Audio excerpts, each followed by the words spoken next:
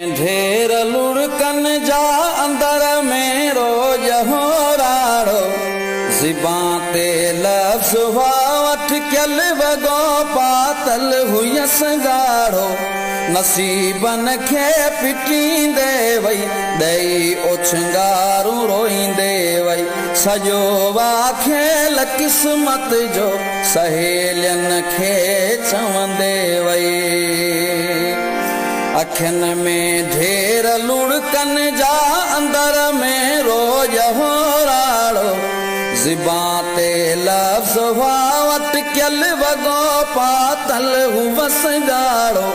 नसीबन खे पिटींदे वई ॾेई उछंगारूं रोंदे वई सॼो आखेल क़िस्मत जो सहेलियन खे चवंदे वई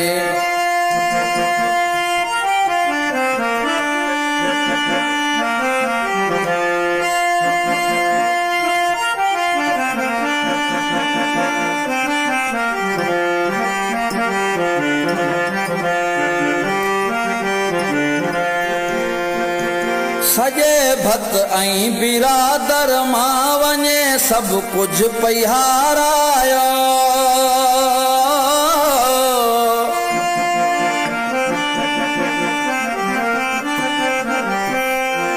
सजे भत ऐं बिरादर मां वञे सभु कुझु पई हारायो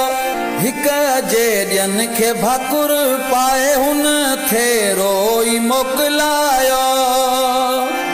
लिखियो हो लेख ईअं हुन जो छॾे वेई इहो पाड़ो ज़िबां ते लफ्ज़ हुआ अटकियल वॻो पातल हुअस ॻाढ़ो नसीबन खे पिटींदे वई ॾेई उछंगारूं रोंदे वई सॼो आखेल क़िस्मत जो सहेलियन खे चवंदे वई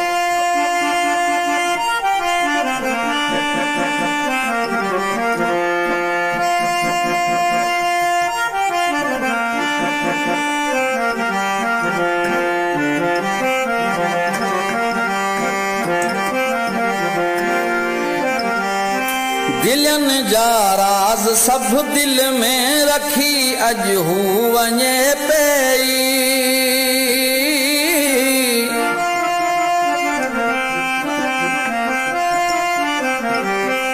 दिलन जा राज सब दिल में रखी अज हू वञे पई ही फ़ैसिलो आहे कुदरत जो अखियुनि सां हू मञे पई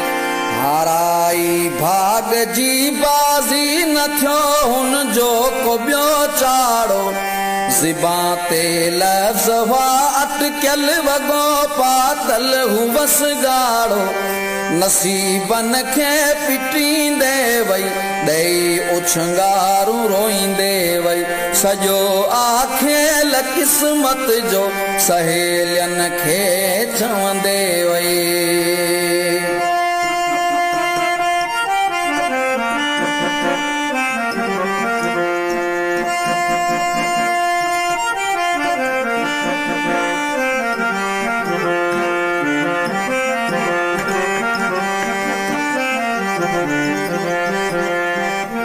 खुदा बख़्श नोड़े अखियुनि सां साम्हूं सारो ॾिठो मंज़र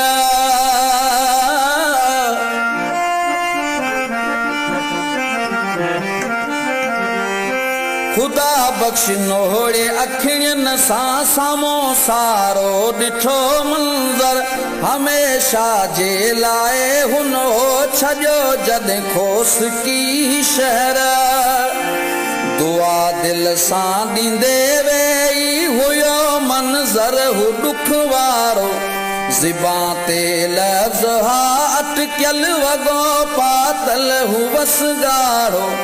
नसीबन खे पिटींदे वई ॾेई उछंगारूं रोंदे वई सॼो आखेल क़िस्मत जो सहेलियन खे